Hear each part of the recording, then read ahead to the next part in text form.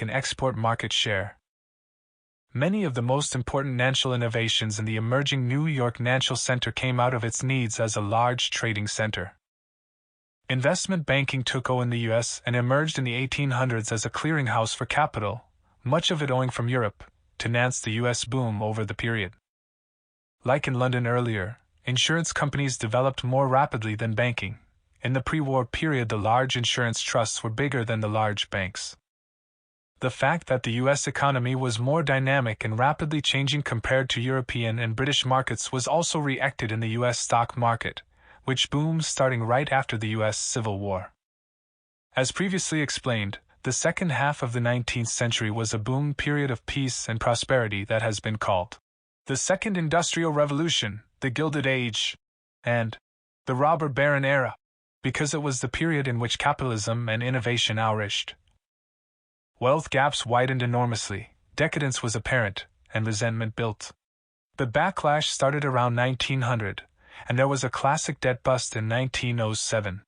This turbulence led to the creation of the Federal Reserve central banking system in 1913. By 1910, U.S. stock market capitalization had surpassed that of Great Britain.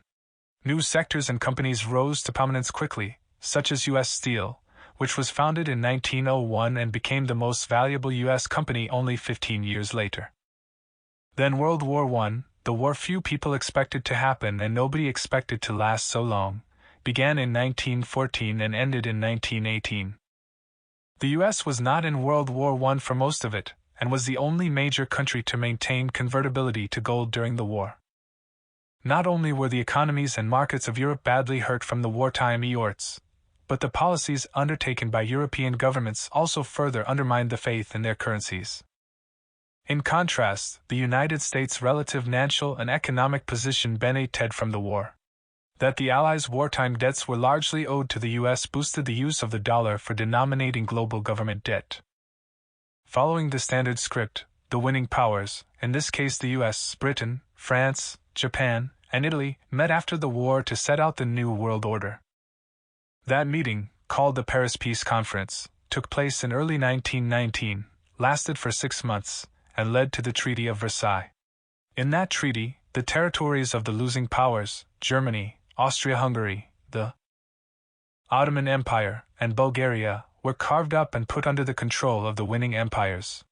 The losing powers were put into deep debt to the winning powers to repay the winning country's war costs. These debts were payable in gold. Geopolitically, the United States also benefited because it played a key role in shaping the New World Order, though it remained more isolationist while Britain continued to expand and oversee its global colonial empire.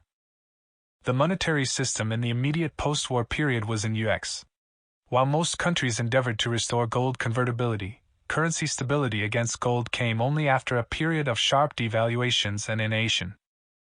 As is typical, after the war years and with the New World Order came a period of peace and prosperity fueled by great innovations and productivity and a capital markets boom that produced big debts and big wealth gaps late in the upswing. In the Roaring Twenties, a lot of debt was created to buy speculative assets. To curtail that, the Federal Reserve tightened monetary policy in 1929, which caused the bubble to burst and the global Great Depression to begin. It brought economic souring to virtually all nations, which led to guiding over wealth within and between countries, which led to the hot wars that began a decade later. I covered the events leading up to and during World War II in depth in Chapter 6 as an example of the war period of the big external order-disorder cycle.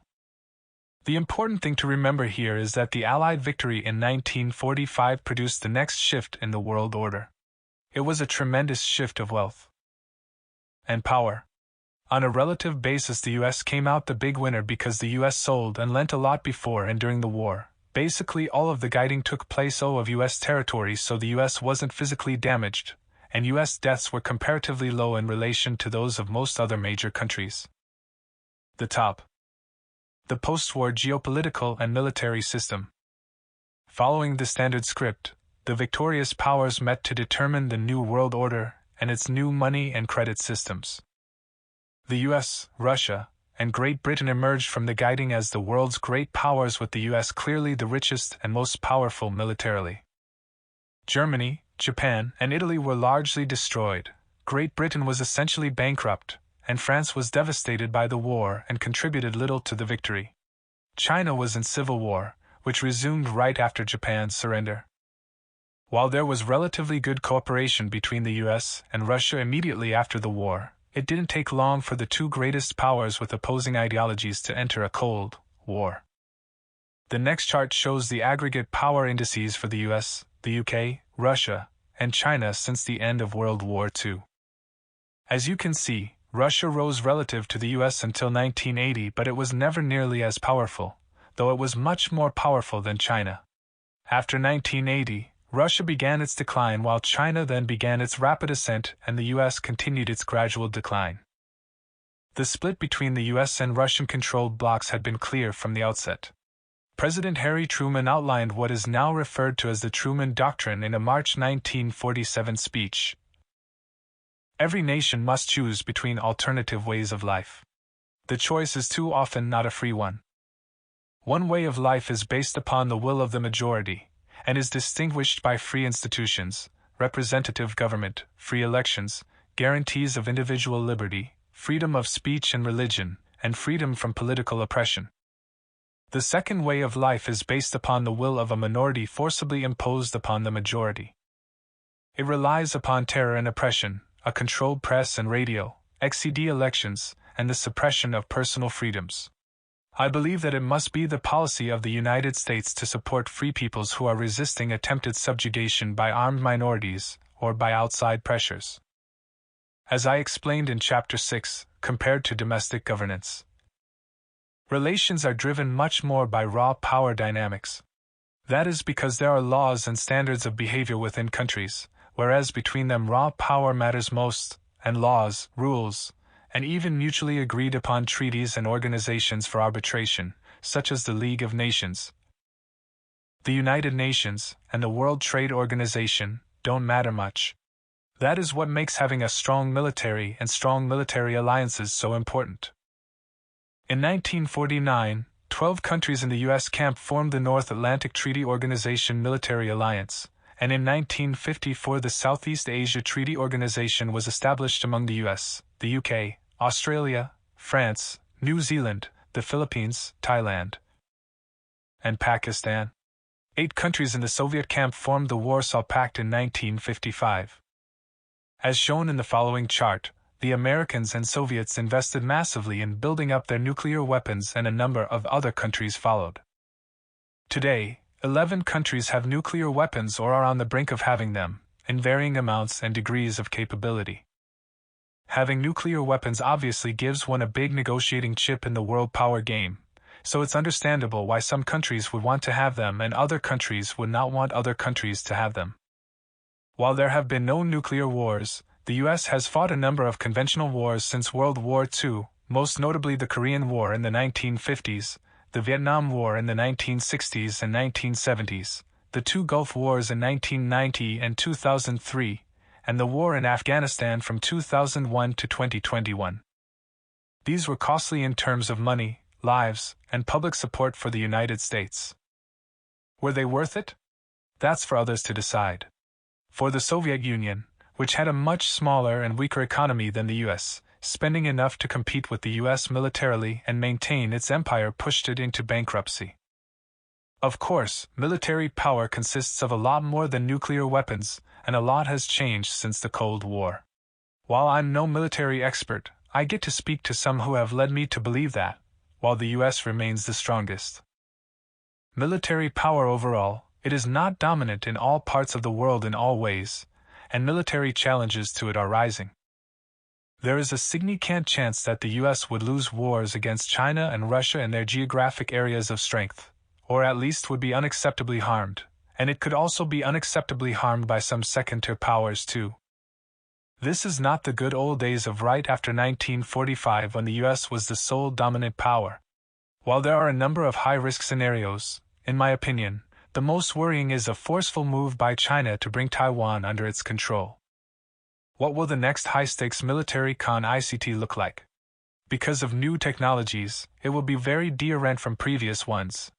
Classically, the country that wins wars spends more, invests more, and outlasts the opposition. But it is a delicate balance. Because spending on the military takes government money away from spending on social programs, and because military technologies go hand in hand with private sector technologies, the biggest military risk for the leading powers is that they lose the economic and technology wars. In dealings between countries, the transactions are more at arm's length. That means it is less easy to make the currency artificially cheap, harming the holders of it, so internationally traded currencies are more likely to be better value currencies. This is relevant when currencies are a storehold of wealth in the form of debt denominated in them. Sometimes there is too much debt around the world, and it is in all governments' interests to devalue their currencies. At such times, gold can be preferable. Also, at such times, governments are more likely to outlaw these alternative currencies, though they can't fully outlaw them. When the money and credit systems based on currencies break down, it eventually leads to hard money monetary systems. The post-war monetary and economic systems.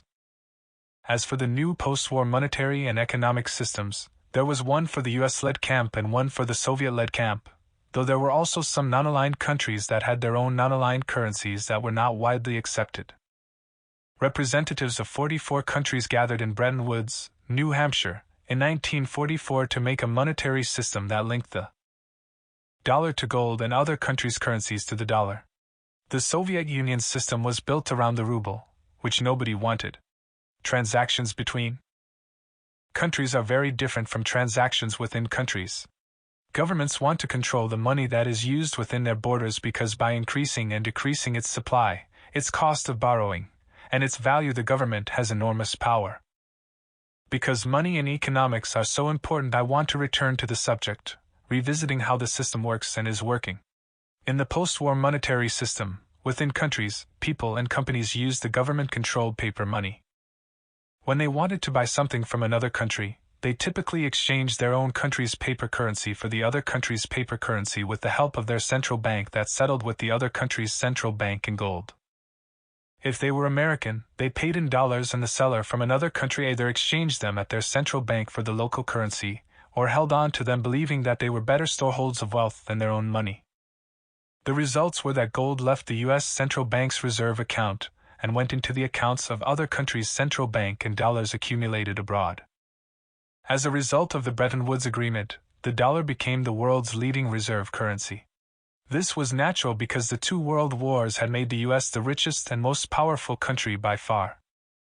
By the end of World War II, the U.S. had amassed its greatest gold money savings ever, about 2/3 of all the government-held gold money in the world, the equivalent to 8 years of import purchases. Even after the war, it continued to earn a lot of money by exporting. The economies of Europe and Japan had been destroyed by the war. As a solution, and to GHT the spread of communism, the U.S. supplied them with massive aid packages, which were A. good for these devastated nations, B. good for the U.S. economically because these countries used the money to buy U.S. goods, C. good for the U.S.'s geopolitical influence, and D. good for reinforcing the dollar's position as the world's dominant reserve currency. As for monetary policy, from 1933 until 1951, the amount of money, the cost of money, and where that money went was controlled by the Federal Reserve to serve the greater objectives of the country rather than the free market. More specifically, the Fed printed a lot of money to buy debt, capped interest rates that lenders could charge, and controlled what money was allowed to go into. So high inflation did not drive interest rates to unacceptable heights, and government regulations prevented other investment options from becoming much more attractive than the debt the government wanted people to save in. Following a brief post-war recession that was due to the decline of military spending, the U.S. entered a prolonged period of peace and prosperity, as is typical when a new big cycle begins. The post-war recession saw the unemployment rate double, as around 20 million people needed to end employment outside of the military and other adjacent jobs. But at the same time, the removal of rationing laws, which had limited people's ability to buy consumer goods, fueled the consumer spending surge. Cheap mortgages were also available for veterans, which led to a housing boom. The return to property-making activities raised the demand for labor, so employment rebounded very quickly. Exports were strong because the Marshall and Dodge plans fueled foreign appetite for U.S. goods, Also, the U.S. private sector went global and invested abroad from 1945 through the 1970s. Stocks were cheap and dividend yields were high. The result was a multi-decade bull market that reinforced New York's dominance as the world's financial center, bringing in still more investment and further strengthening the dollar as a reserve currency. All of this was classic. It was a mutually self-reinforcing big cycle upswing. There was enough money for the U.S. to improve education, invent fabulous technologies, and a lot more. The stock market hit its high in 1966, which marked the end of the good times for 16 years, though nobody knew it then. That was around the time that my own direct contact with events began. I started investing in 1961 at age 12. Of course, I didn't know what I was doing and had no appreciation for how lucky my contemporaries and I were. I was born at the right time and in the right place. The United States was the leading manufacturing country, so labor was valuable. Most adults could get a good job, and their kids could get a college education and rise without limitation. Since the majority of people were middle class, the majority of people were happy. The U.S. did all the classic things that helped the world become more dollarized. Its banks increased their operations and lending in foreign markets. In 1965, only 13 U.S. banks had foreign branches. By 1970, 79 banks had them, and by 1980 nearly every major U.S. bank had at least one foreign branch, and the total number of branches had grown to 787. Global lending boomed. However, as is also typical, A, those who prospered overdid things by operating Nancy imprudently, while B, global competition, especially from Germany and Japan, increased. As a result, American lending and America's finances began to deteriorate as its trade surpluses disappeared. Americans never thought about how much the space program, the war on poverty, and the Vietnam War would cost. Because they felt so rich and the dollar seemed secure as a reserve currency, Americans assumed they could order guns and butter, scalp policy and nightly. As the 1960s came to a close, real GDP growth was near 0%, inflation was around 6%, the short-term government interest rate was around 8%, and unemployment was around 4%. During this decade, U.S. stocks returned 8% on an annual basis while bonds trailed, with equity volatility-matched bonds returning -3% annually. The OCIL gold price remained XCD in dollar terms, with some modest market price appreciation later in the decade, and commodities continued to be weak, returning 1% annually. The 1970s, the balance of payments problem unfolds: low growth, high inflation. As explained in Chapter 3, when claims on hard money are introduced, at RST there is the same number of claims on the hard money as there is hard money in the bank. However, the holders of the paper claims and the banks soon discovered the wonders of credit and debt. Debt holders like it because they can lend these paper claims to the bank in exchange for an interest payment, so they get interest. The banks that borrow it from them like it because they can lend the money to others, who pay a higher interest rate, so the banks make a pro-T. Those who borrow the money from the bank like it because it gives them buying power that they didn't have. And the whole society likes it because asset prices and productivity rise. After 1945, foreign central banks had the option of holding interest rate paying debt or holding non-interest rate earning gold. Because dollar-denominated debt was considered as good as gold, was convertible to gold, and was higher earning because it provided interest, central banks shrank their gold holdings relative to their dollar-denominated debt holdings from 1945 until 1971. As explained in Chapter 4, investors making such a move is a classic behavior and ends when A, the claims on the real money substantially exceed the amount of real money in the bank, and B, one can see that the amount of real money in the bank is going down. That is when no interest rate can be high enough for it to make sense to hold the debt rather than to turn one's paper money in for gold. At that time, a run on the bank occurs and a default and debt restructuring have to happen. That is what led to the breakdown of the gold-linked Bretton Woods monetary system. As inflation accelerated and the economy weakened in 1969-70, the Fed could not afford to maintain a tight monetary policy, so the U.S.'s balance of payments worsened and the dollar took a nosedive. Rather than running surpluses, the U.S. ran unsustainably huge balance of payments deficits. In the summer of 1971, Americans traveling in Europe had difficulty exchanging their dollars for German marks, French francs, and British pounds. The Nixon administration vowed not to devalue the dollar, but in August 1971, the U.S. defaulted on its commitments to pay in gold, owing paper money instead. Money and credit growth were no longer constrained, and the decade of stagnation had begun. At the same time, other industrialized countries had regained their economic strength, becoming very competitive in the world markets. Rather than seeing these problems as signs of things to come, Americans viewed them as nothing more than a temporary setback. Yet as the decade progressed, economic problems contributed to political problems and vice versa. The Vietnam War and the Watergate era dragged on, and there were OPEC-induced oil price increases and drought-induced food price hikes. As costs rose, Americans borrowed more in order to maintain their lifestyles, and the Fed allowed accelerated money supply growth to accommodate the high borrowing and prevent unacceptably high interest rates. The dollars these deficits produced went to countries that were running budget surpluses, which deposited them in American banks, which lent them to Latin American and other emerging, commodity-producing countries.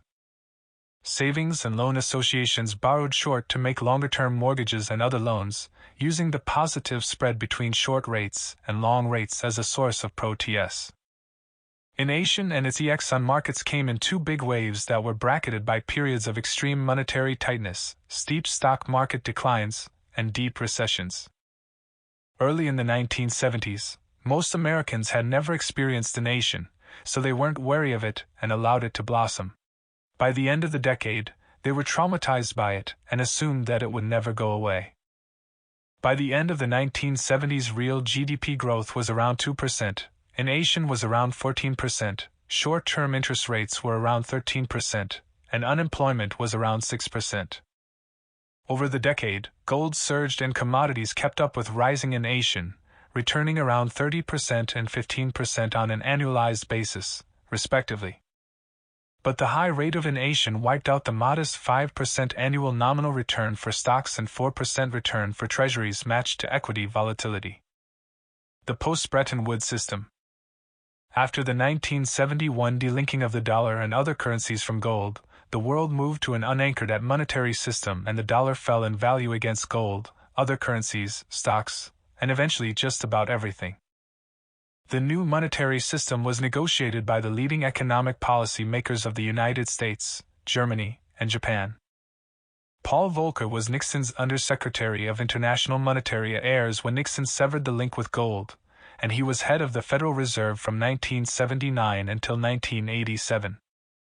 He did more to shape and guide the dollar-based monetary system before, during, and after these years than anyone.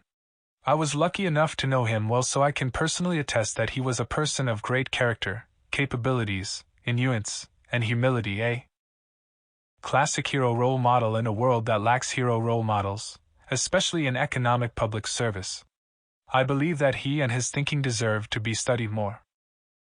I remember the inflation psychology of that time very well. It led Americans to borrow money and immediately take their paychecks to buy things to get ahead of inflation. They also bought things that you couldn't make more of, like gold and waterfront properties. The panic out of dollar debt also led interest rates to rise and drove the gold price from the $35 that it was XCD at in 1944 and OSILI stayed at until 1971 to $850 in 1980. While most people didn't understand how the money and credit dynamic worked, they felt the pain of it in the form of high inflation and high interest rates, so it was a chronic political issue. At the same time, there was a lot of con-ICT and rebellion due to the war in Vietnam, oil embargoes that led to high gas prices and gas rationing, labor union GHTS with companies over wages and BEN-ATS, Watergate and the Nixon impeachment, etc. These problems peaked in the late 1970s when 52 Americans were held hostage for 444 days at the U.S. Embassy in Tehran. Americans felt that the country was falling apart. But what most Americans didn't understand was that economic conditions in communist countries were even worse. As we'll see in the next chapter, Mao Zedong's death in 1976 brought Deng Xiaoping to power in a China that was stumbling economically and facing internal con-ICT. Deng's market reforms led to a shift in economic policies that included capitalist elements like private ownership of businesses, the development of debt and equities markets, entrepreneurial, technological, and commercial innovations, and even the ousting of billionaire capitalists, all under the strict control of the Chinese Communist Party. This shift in leadership and approaches, while seemingly insignificant at the time, would germinate into the biggest single force to shape the 21st century. The 1979-1982 move to tighten money and conservatism. President Jimmy Carter, who like most political leaders didn't understand the monetary mechanics very well, knew that something had to be done to stop inflation and appointed a strong monetary policy maker as head of the Federal Reserve in August 1979. In October 1979, Volcker announced that he would constrain money growth at 5.5%. I ran the numbers, which led me to gear that, if he really did what he said he was going to do, there would be a great shortage of money that would send interest rates through the roof, bankrupting debtors who could not get the credit they needed to cover their debt service expenses. Volcker stuck to the plan despite great political backlash, driving interest rates to the highest levels seen since Jesus Christ, according to German Chancellor Helmut Schmidt. In the 1980 presidential election, Carter was voted out and Ronald Reagan, who was perceived as a conservative who would impose discipline where it was needed, was elected.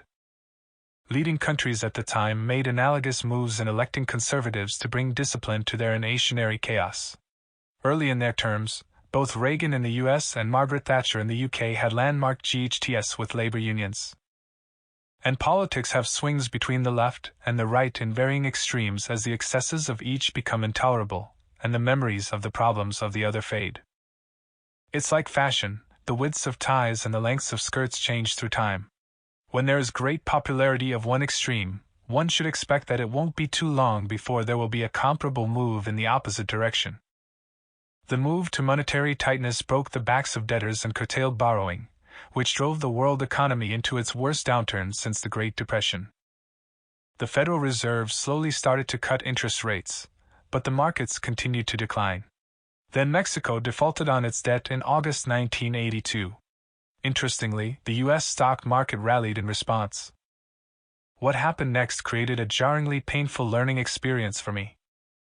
While I was able to anticipate the debt crisis, which was pro-table for me, it also led me to anticipate a debt default-triggered depression that never came, and b, to lose a lot of money betting on it. As a result of my personal losses and the losses of clients, I had to let everyone in my Edgeling company, Bridgewater Associates, go, and was so broke I had to borrow $4,000 from my dad to help pay my family's bills. At the same time, this was one of the best things that ever happened to me because it changed my whole approach to decision-making. What I had missed was that when debts are in the currencies that central banks have the ability to print and restructure, debt crises can be well managed so they are not systemically threatening. Because the Federal Reserve could provide money to the banks that made the loans that weren't being paid back, they didn't have a cash-out problem, and because the American accounting system didn't require the banks to account for these bad debts as losses, there was no big problem that couldn't be worked out.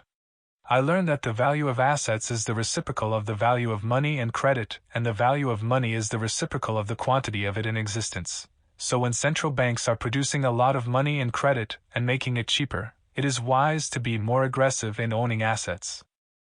The disinflationary and booming 1980s. In the 1980s, there was a stock market and economic boom that was accompanied by falling inflation and falling interest rates in the United States at the same time as there were inflationary depressions in the debt-burdened emerging economies that didn't have central banks to bail them out.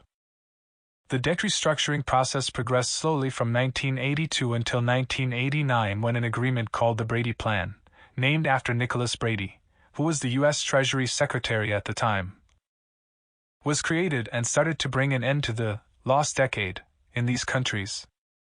This whole 1971-91 up-and-down debt cycle, which profoundly affected just about everyone in the world, was the result of the U.S. going over the gold standard, the inflation that followed it, and having to break the back of the inflation through tight monetary policies that led to the strength in the dollar and the dramatic fall in inflation. In the markets, that big cycle showed up via the soaring of inflation and inflation hedge assets and bear markets in bonds in the 1970s. B. The 1979-81 bone-crushing monetary tightening that made cash the best investment and led to a lot of deflationary debt restructuring by non-American debtors, and then C. Falling inflation rates and excellent performance of bonds, stocks, and other disinflationary assets in the 1980s. The following charts convey this very well, as they show the swings up and down in dollar-denominated inflation rates and interest rates from 1945 to the present. One needs to keep these moves and the mechanics behind them in mind when thinking about the future. Through it all, the dollar remained the world's leading reserve currency. The entire period was a forceful demonstration of the benefits to the U.S. of having the currency that most of the world's debts are denominated in. 1990, 2008, globalizing, digitalizing, and booming finance by debt. Because of its economic failures, the Soviet Union could not afford to support A. its empire, B. its economy, and C. its military in the face of Reagan's arms race spending. As a result, the Soviet Union broke down in 1991. It was apparent that communism had failed or was failing everywhere, so many countries moved away from it, and the world entered a very prosperous period of globalization and free market capitalism. Since then, 3 economic cycles have brought us to where we are at the time of my writing, one that peaked in the 2000 dot-com bubble that led to the recession that followed, one that peaked in the 2007 bubble that led to the 2008 global financial crisis, and one that peaked in 2019, just before the 2020 coronavirus-triggered downturn. In addition to the decline of the Soviet Union, this period also saw the rise of China, globalization, and advances in technologies that replace people, which was good for corporate protests but widened wealth and opportunity gaps. Countries and their borders faded in importance. Goods and the incomes they produced were generally made wherever they could be most cost-effectively produced, which led to production and development in emerging countries, accelerating mobility of people between countries, narrowing wealth gaps between countries, and ballooning wealth gaps within them. Lower and middle-income workers in developed countries soared, while workers in productive emerging countries saw big relative gains. Though a bit of an oversimplification, it's accurate to say that this was a period in which workers in other countries, especially those in China, and machines replaced middle-class workers in the United States. The following chart shows the balances of goods and services for the United States and China since 1990 in real dollars. As you will see when we look at China in the next chapter, China's economic reforms and open-door policies after Deng Xiaoping came to power in 1978 and China's being welcomed into the World Trade Organization in 2001 led to an explosion of Chinese competitiveness and exports. Note the accelerations in Chinese surpluses and the U.S. deficits from around 2000 to around 2010, and then some narrowing of these differences, with China still tending to run surpluses and the U.S. still running deficits. These surpluses have given China big savings that are a great financial power. Most people pay attention to what they get and not where the money comes from to pay for it. So there are strong motivations for elected officials to spend a lot of borrowed money and make a lot of promises to give voters what they want and to take on debt and non-debt liabilities that cause problems down the road. That was certainly the case in the 1990-2008 period. Throughout the long-term debt cycle, from 1945 until 2008, whenever the Federal Reserve wanted the economy to pick up, it would lower interest rates and make money and credit more available, which would increase stock and bond prices and increase demand.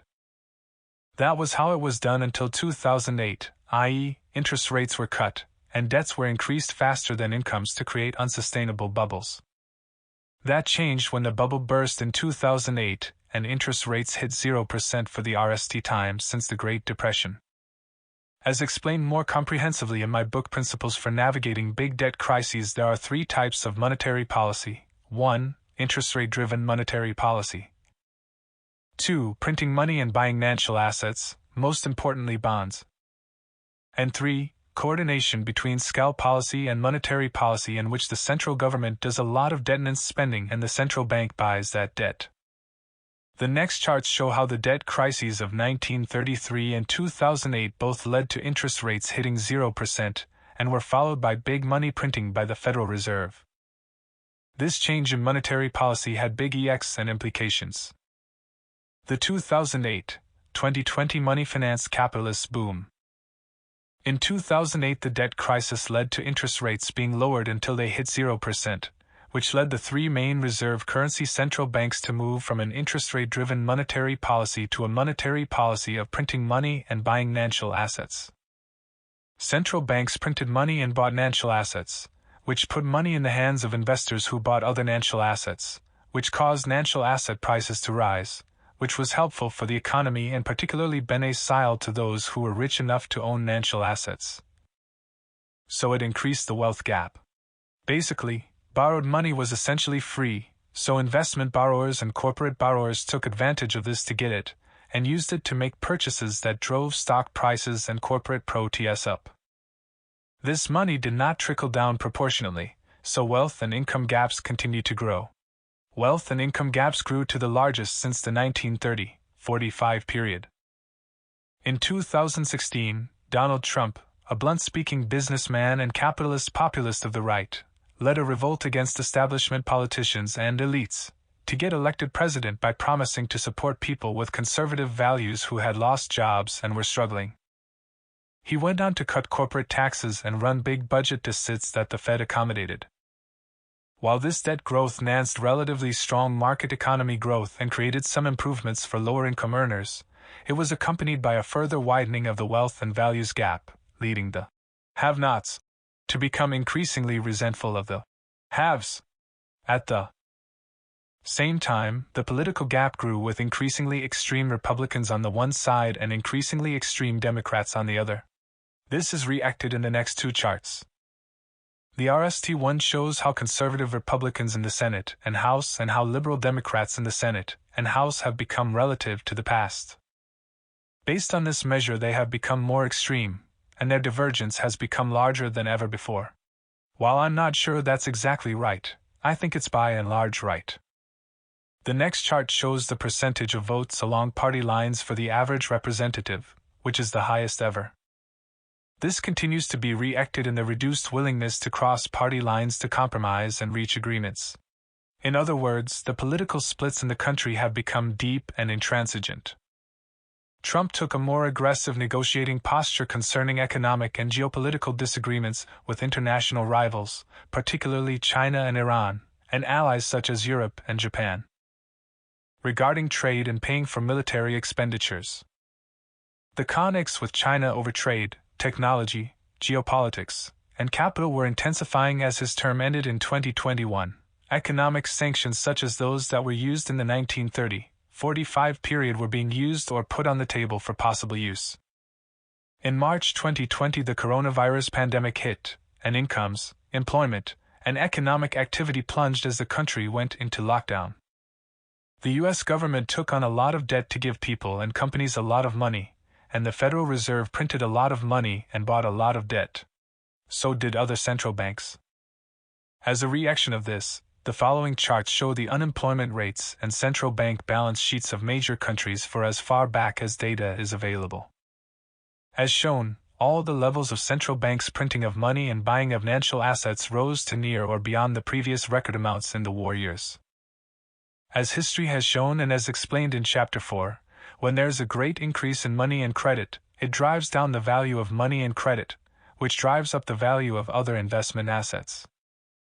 The printing and buying of debt that the Fed undertook in 2020 was much like Roosevelt's March 1933 move, Nixon's August 1971 move, Volcker's August 1982 move, Ben Bernanke's November 2008 move, and Mario Draghi's July 2012 move.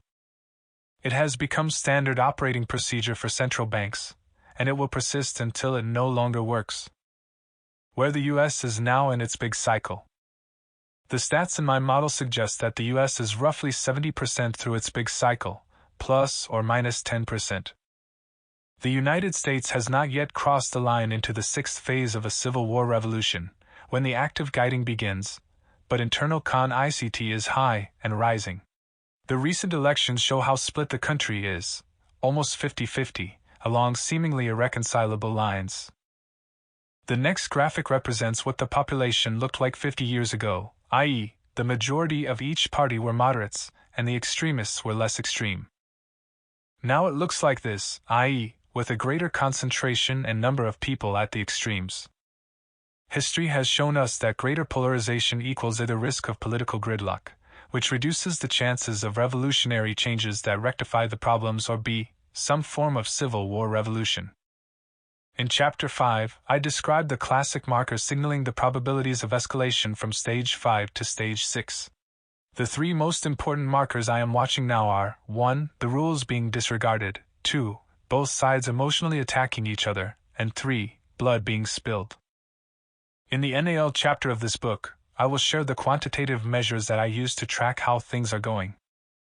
I will continue to watch these and share what I'm seeing with you at BudRST. We will look at a rising world power, China, and the ways in which it is coming into ICT with the US. While 1933 to 1951 was the period from the Roosevelt peg break to the monetary accord between the Federal Reserve and Treasury, the policy of explicit yield curve control, in which the Federal controlled the spread between short-term interest rates, lasted from 1942 to 1947. If you want to read a great description of this process of figuring out how to go from the old monetary system to the new at one, I recommend Changing Fortunes by Paul Volcker and Toru Giotin. This measures whether the country as a whole is spending more than it's earning. Shading indicates degree of polarization. Chapter 12. The Big Cycle Rise of China and the Renminbi. Emotions have been running so high between the US and China that many people have urged me not to publish this chapter. We are in a kind of war, they say. Any complimentary things you write about China will alienate US readers, while criticism of China will infuriate the Chinese, and the media will make things worse by distorting everything you say. That's probably true, but I can't not speak openly because the US-China relationship is too important to be left unmentioned by anyone who knows both countries as well as I do. To not speak honestly would cost me my self-respect. I'm not afraid of criticism. I welcome it. What I am passing along here is just the latest iteration of my learning process, which is to develop my perspectives through direct experiences and research, to write up what I learn, to stress test it by showing it to smart people, to explore our differences if and when we have them, to evolve my thinking some more, and do that over and over again until I die. While this study reacts nearly 40 years of doing just that with China, it is still incomplete. It is right and wrong in ways that have yet to be discovered, and it is provided to you to use or criticize in the spirit of finding out what's true. This chapter is focused on China and Chinese history. The following chapter is on US-China relations. What I hope to provide in this chapter is a better understanding of where the Chinese are coming from, of how they see us and themselves as a result of having lived through their history. While I'm not a scholar of Chinese culture and the Chinese way of operating, I believe that my numerous direct encounters with China, my